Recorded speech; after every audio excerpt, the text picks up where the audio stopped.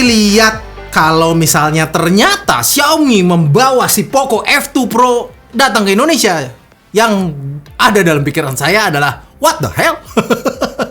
Karena tumben ini, masalahnya gini loh. Kalau misalnya kita ngomongin segmentasi produk, Xiaomi itu udah cukup niche atau sudah cukup ada lah pasarnya tersendiri gitu. Pasar-pasar mereka yang pengen value for money. Dan biasanya yang kayak begitu modelnya tuh nggak banyak. Karena apa ya, value for money biar tetap harganya itu bisa lebih, harganya murah, terus juga yang beli juga banyak. Ya modelnya tuh harus sedikit biar memaksimalkan profit. Nah yang ini, sejak ada Mi Note 10, Xiaomi tuh ngasih Mi 10, ngasih Poco F2 Pro, dimana Poco F2 Pro sama Mi 10 itu tuh tipis banget, bahkan pakai spesifikasi yang sama. Jadi di sini dengan harga yang bahkan lebih murah, kalian sudah lihat bocorannya? Oh enggak, ketika video ini muncul berarti harga resmi sudah ditampilkan. Ya, harganya cukup menggemparkan. Dengan harga segitu kita dapat Snapdragon 865. Bisa jadi ini adalah smartphone dengan Snapdragon 865 termurah di Indonesia. Bahkan di dunia kayaknya. Dia bahkan lebih murah daripada negara lain. Ini kayak makanya ini gaspol sekali Xiaomi kali ini ya. Dan langsung aja kita lihat apa yang kita dapetin di sini. Yang pertama sebenarnya ketika saya kan udah lihat video-videonya ya Poco F2 Pro itu kayak gimana. Jadi alasannya Poco F2 Pro itu tidak ngikutin tren sekarang yang nggak pakai layar yang berapa 90 Hz, 120 Hz. Jawabannya adalah mereka fokus untuk ngasih inovasi di tempat yang tepat gitu. Dimana ada bagian yang saya setuju sama si Xiaomi, tapi ada beberapa bagian yang saya kurang setuju. Ya, ini dia unboxing dari Poco F2 Pro. Saya agak mengulur waktu karena susah bukanya ternyata. Cukup rapat dah. Warnanya kuning seperti ini. Seperti apa warnanya kuning? Ayo. Ya, betul. Sama seperti Universitas Indonesia. Ya, ini dapat HP-nya, tapi kita buka dulu di bagian kotaknya sini, di mana ya kalian tahu dulu bagian kotaknya sini adalah tumben itu berat banget itu. Dapat SIM card ejector ya. SIM card ejector, terus juga ini berat sekali, tumben. Poco F2 Pro user guide-nya kok lebih tebal daripada HP-HP Xiaomi yang lain gitu. Nggak tahu, mungkin biar berat aja kali, nggak tahu. Terus ada warranty card dan ada casing. Casingnya ini modelnya hard case ya? No, hard soft. Apa ini? Apa Om? Di antara hard case dan soft case Om? Masih bisa dibelok-belok, tapi cukup keras ini. Nggak bisa dilipat. Bisa sih, tapi ya agak kaku lah ya namanya. Jadi galau case antara hard dan softnya. Melempem kali ya, laas. Kayak kerupuk. Laas. Ini dia ada HP-nya, tapi kita kesampingkan terlebih dahulu karena kalian tahu warnanya ini sungguh striking. Dalamnya seperti biasa Xiaomi ingin kalian untuk tetap membeli earphone. Jadi tidak ada earphone di sini, adanya cuma kepala charger sama kabel data. Ya, kabel datanya juga kabel data USB Type C dan kepala charger dengan output bentar.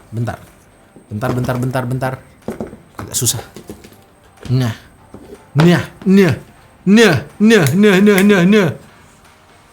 Ini dia.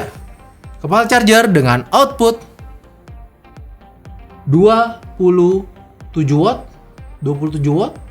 Bentar dulu, ini 15 watt atau 27 watt atau 27 watt atau maksimum 33 watt ternyata. Maksimum 33 watt. Mantap. Dan karena si Poco F2 Pro sendiri itu support charging sampai 30 watt. Dan ini dia penampilannya. Nggak jadi, saya mau beres dulu biar videonya bagus ya. Banyak yang subscribe.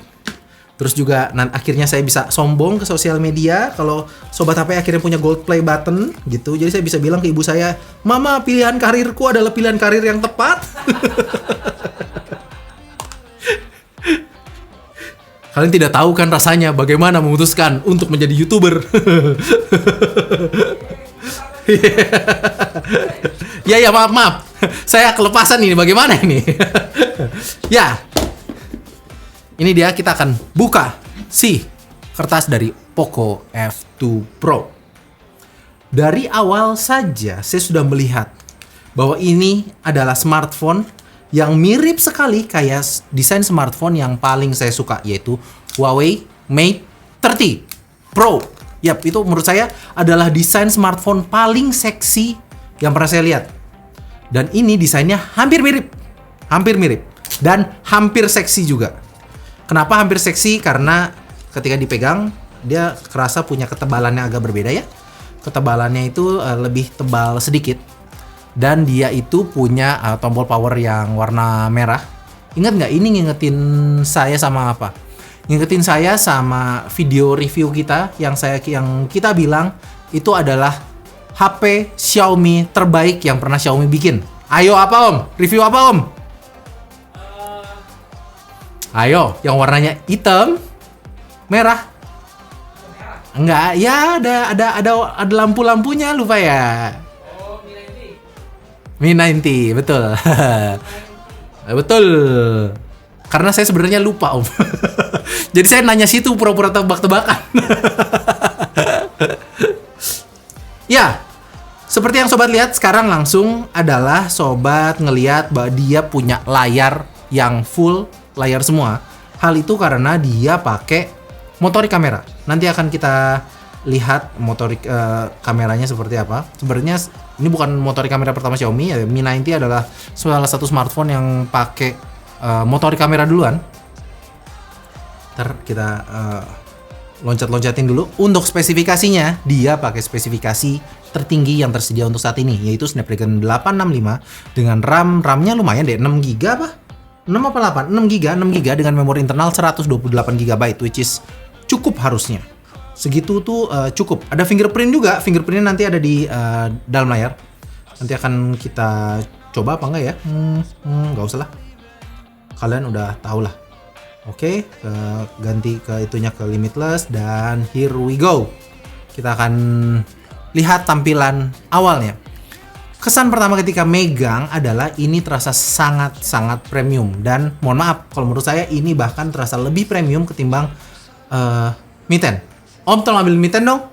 Ini yang saya mau kasih lihat sembari kita nunggu dia loading aplikasinya adalah ini tuh udah kerasa banget beda. Bedanya mungkin adalah di lapisan apa ya, lapisan mate yang ada di kacanya si Poco F2 itu terasa lebih premium untuk sekarang ketimbang si Mi 10. Walaupun Mi 10 juga terasa bagus, juga dengan frame logam, ini tuh terasa lebih kokoh dan kayak lebih serius gitu. Apalagi dia punya desain yang nggak kayak Mi 10 yang terlalu generic menurut saya ya. Jadi banyak banget smartphone yang punya desain kayak Mi 10. Tapi kalau Poco F2 ini desainnya itu tuh mirip Huawei sih. Tapi nggak banyak, belum banyak yang bentuknya kayak begini. Jadi bentar. Nokia 5.3 juga bentuknya kayak begini. Saya tuh kayak punya ngerasa kayaknya di Cina situ punya ini deh. Punya tren-tren tersendiri deh.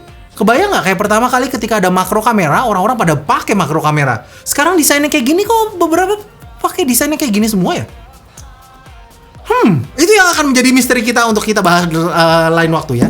Tapi yang jelas kalian dapat poinnya kalau misalnya untuk secara desain aja justru malah terasa lebih premium si Poco F2 Pro. I don't know, mungkin itu selera saya aja ya. Mungkin bisa beda sama sobat. Cuman yang bedanya lagi adalah mungkin jadi yang bikin dia nggak terlalu seksi si Huawei Mate 30 itu adalah kamera yang agak nonjol ya.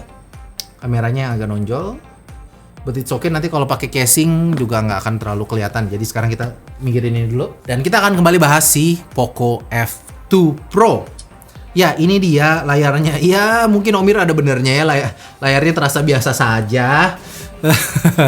nggak kayak ngasih clarity atau kayak greng gitu loh. Tapi ya memang layar terasa biasa aja, dan dia pakai layar juga masih pakai hertz yang lama gitu. Mungkin itu adalah alasan kenapa dia bisa dijual dengan harga yang lebih murah, dimana ini mungkin akan lebih cocok sama beberapa sobat yang suka komen juga. Mungkin karena memang target marketnya beda-beda ya. Ada Oppo Find X2 Pro yang pakai 120 Hz dan harga selangit gitu. Dan ini dengan harga setengahnya, sobat bisa dapetin, mungkin setengahnya lebih kurang lagi ya. Sobat bisa dapetin layar dengan punya smartphone dengan SoC Snapdragon 865 gitu, tapi masih 60 Hz sih.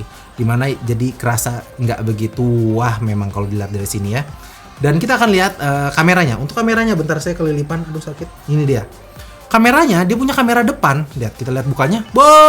Dan ya, ternyata rumor itu benar adanya. Memang ketika pas lagi Xiaomi Mi 90 itu keluar, banyak rumor bilang kalau ini akan menjadi Poco F2. Cuman timelinenya mungkin terlalu cepat untuk keluar pada saat di sana. Dan dia bawa desain yang mirip banget. Lihat, warna yang biru ini keluar gitu, keren banget deh. Animasinya juga sobat bisa lihat ya. Nih. Bisa lihat? Tuh. Gimana? Keren kan? Ya, keren banget. Edan. You langsung ada attention. You're opening the front camera too frequently. Iya, tahu, tapi kan saya lagi ngetes, Pak. Lo nggak tahu saya tech reviewer apa bagaimana ya? Sekarang kita coba selfie. Menariknya, kelihatan dari sini hasil selfie-nya cukup bagus. Hah? Hasil selfie-nya lumayan oke ini. Warnanya yang jelas warnanya natural. Agak diputin sedikit ya, efek beautify sedikit, tapi kelihatan mungkin karena tadi saya habis unboxing Redmi 9 kali ya, jadi agak refresh gitu melihat yang lebih bagus ini. Kita akan coba foto lagi ini robotnya, ini berhalanya Om Ir ya. Yang diumpetin di kantor karena takut sama istri. Antara takut istri atau takut sini Om, si siapa? Mimi, Mumu, Momo, Mami, kucing Om siapa namanya? Kimi, ya Kimi, dasar memang dia. Namanya Kimi, kayak nama YouTuber. Kimi. Itu dia. Untuk kamera belakangnya, dia punya kamera belakang itu ada 4 buah. Quad kamera, tapi saya nggak tahu nih yang mana di mana ya, tapi yang jelas dia pakai resolusi kamera utama 64 megapiksel. Beda sama ini, mungkin bedanya sama si Mi 10 adalah Mi 10 kasih sensor terbesar yang ada di pasaran untuk saat ini ya, tapi dia kasih yang 64 megapiksel. Terus juga dia punya kamera ultra wide angle, saya nggak hafal 13 apa 13? Bentar, saya intip contekan dulu. Ya betul, Moldy, ternyata kamu harusnya lebih percaya diri lagi. Ya benar, 13 megapiksel dengan ada makronya 5 megapiksel dan 2 megapiksel depth sensor. Itu dia yang kalian dapatkan di sini. Well, untuk kamera belakang tadi baru satu ya, fotonya ya. Kita akan coba foto lagi dengan kamera ultra wide-nya. Yap. Tahu nih Barbatos kenapa ngangkang begini ya? Kayak pakai rok, hak tinggi. Ya ampun, ngangkang lagi dia. Aduh, ampun deh. Itu dia hasil kamera ultra wide-nya. Nah, yang sekarang yang jadi menurut saya jadi nilai jualnya itu adalah saya tuh suka sebenarnya. Jadi saya sebenarnya notch ataupun layar bolong itu saya kurang suka. Tapi kayak saya harus bisa terima itu apa adanya gitu. Saya lebih memilih yang seperti ini. Entah bagaimana motorik kamera itu nggak jadi tren untuk tahun ini. Entah mungkin karena perawatannya nyusahin para brand gitu ya. Karena ya moving parts di smartphone itu memang jauh lebih ringkih ketimbang yang tidak moving. Jadi ya itulah kenapa harga dari moving parts biasanya lebih mahal, mau itu motorik kamera, mau itu layar yang bisa dilipat, mau itu sliding kamera dan yang lain-lain. Jadi memang ini tuh terasa sangat mewah sebenarnya. Saya suka banget dengan layar full kayak gini tanpa ada embel-embel apa-apa, nggak ada lobang, nggak ada notch atau apapun. Dan itu yang jadi nilai jual dari si Poco F2 Pro. Selain itu, mungkin layarnya masih 60 Hz dibandingin sama smartphone lain yang pakai Snapdragon 865. Tapi dengan begitu dia bisa ngasih harusnya ketahanan baterai yang lebih lama. Baterainya juga 4700 mAh kalau nggak salah ya. Saya agak lupa inget. Bener kayaknya. Moldi harus lebih percaya diri. Ya, 4700 mAh. Bentar gitu. Ya betul, 4700 mAh. Kalian andaikan ya, saya tahu mungkin ada beberapa sobat yang ya bang masa kagak hafal bang, kan suka banget HP banyak banget coy yang di unboxing coy. Jadi saya kadang agak-agak lupa, saya takut juga salah sebut, jadi harus dikoreksi dikit ya. Oke, gitu dia. Jadi dia bisa ngasih ketahanan baterai yang lebih lama harusnya. Ini masih hipotesis ya. Ini saya baru unboxing, belum nyobain hari-hari. Terus yang bisa dilihat di sini juga adalah dengan harga segitu harusnya ini jadi best buy banget buat orang-orang yang memang cari performance over everything. Snapdragon 865 itu ya sebenarnya memang nggak cuman jualan performance doang. Dia punya ISP bagus buat kamera. Tapi kalau pengen HP-nya kameranya bagus tentu harus dipadukan sama lensa. Itu yang kayaknya nggak didapat di sini. Sensor 64 megapiksel bukanlah sensor yang saat ini jadi yang dipakai sama orang-orang di kelas flagship. Orang-orang pada pakai yang sensor yang 108 megapiksel kayak di Xiaomi Mi 10, kayak di Samsung Galaxy S20 Ultra dan kawan-kawan lainnya, flagship yang lainnya. Tapi dia masih pakai yang 64 megapiksel. Tapi itu aja, reviewnya nanti akan kita bahas lebih lanjut di sini apakah layak untuk dibeli apa enggak. Jadi kalau misalnya kalian baru datang ke channel ini, langsung aja subscribe. Kalau belum subscribe, kasih like. Kalau belum kasih like, dan ada aturan baru katanya di YouTube yang kalau misalnya kalian akan ketemu sama iklan di tengah-tengah video. Kami mohon maaf, kami selalu nggak pengen kalian tuh nggak terganggu sama iklan. Jadi kita palingan cuman ngasih satu, ya nggak bisa kagak iklan juga bos. Gimana hidupnya kita ntar? Ini listrik siapa yang bayar nih? Ada AC-nya nih? Hah? Nih ada lampunya nih bagaimana? Nah, jadi memang masih ada AdSense-nya, tapi kita biasa milih cuman satu di bagian awal. Tapi nggak pernah yang kalian tahu kan kayak YouTuber gaming, wah ada banyak tuh ya. Itunya dikit-dikit langsung ada iklan apa. Pertama ada iklannya Kingdom, terus ada iklannya Atta Halilintar, ntar di belakang juga ada iklan Realme sama David Gadgetin gitu. Jadi kalau di kita mah nggak kayak begitu. Jadi kita biasanya cuma ada satu di awal, tapi katanya ada itu baru dari YouTube yang mungkin akan ada di tengah-tengah. Jadi kami mohon maaf kalau kalian terganggu, mohon maaf, kita juga nggak suka. Menurut kita itu terlalu intrusif. Ya kalau nggak suka ya kalian harus langganan YouTube Premium ya. Sekian aja dari Moldi, kita ketemu lagi di video yang lainnya. Mau lihat?